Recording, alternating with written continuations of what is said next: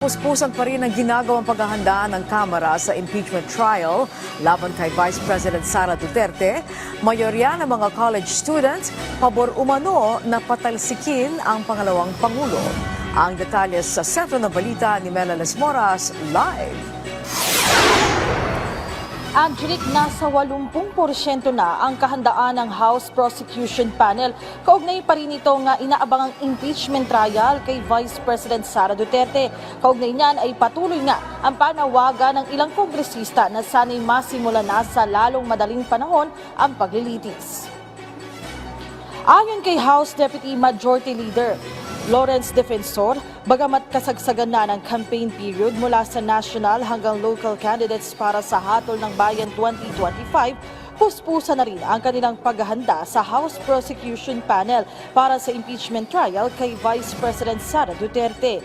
Inihanda na rin nila ang kanilang testimonial and documentary evidence at nagdaos na rin sila ng mock trial. Maging ang mga posibleng objection ng defense team, pinaghahandaan na rin nila. Sa isang survey na isinagawa ng Center for Student Initiatives sa 2,000 kabataan sa bansa nitong February 28 hanggang March 16, lumalabas na mayorya o 84.8% ng mga college student ay naniniwalang dapat na umanong mapatalisik sa pwesto ang vice-presidente. Lumabas din dito na pabor ang mas nakararaming kabataan na mag-convene na ang Senado bilang impeachment court ngayon kaysa hintayin pang matapos ang eleksyon.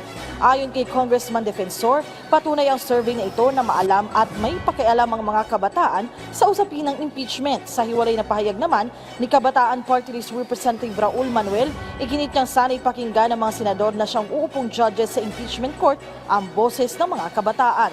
Pakinggan natin ang bahagi ng kanilang pahayag. It's high time na makinig na rin ang Senado bilang isang institusyon sa hinaing ng ating mga estudyante at mga kabataan at huwag nang tingnan na para bang yung mga kabataan natin ay nagbabrat lamang na atat na magsimula yung trial kasi ito ay sa interest din naman ng ating mga kababayan. At least on my side, Mela, we are 80% ready. We're just preparing and anticipating what the possible defenses would be by the Defense Council. And we'll have time to meet this week with the other articles, how far they have gone.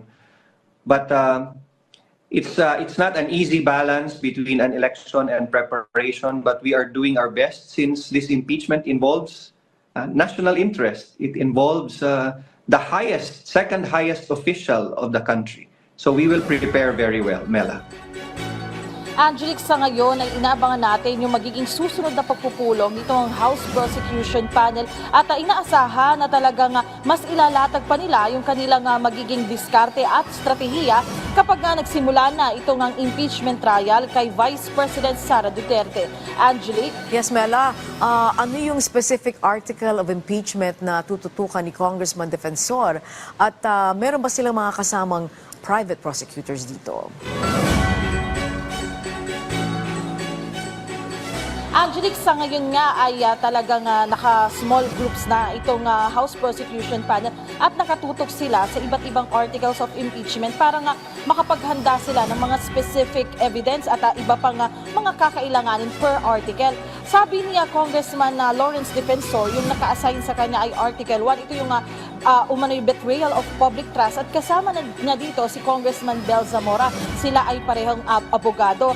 Ito yung sinasabi na isa sa mga smallest group nito nga naging hatian dito nga sa articles of impeachment. Pero kinumpirma nga ni Congressman Lawrence Defensor na may mga kasama naman silang mga pribadong individual na tumutulong sa kanila para mas mailatag nila at mas mapalakas nila itong mga hawak nilang ebidensya at mga testimonya. Angelic? Alright, maraming salamat sa iyo, Mela Lesmoras.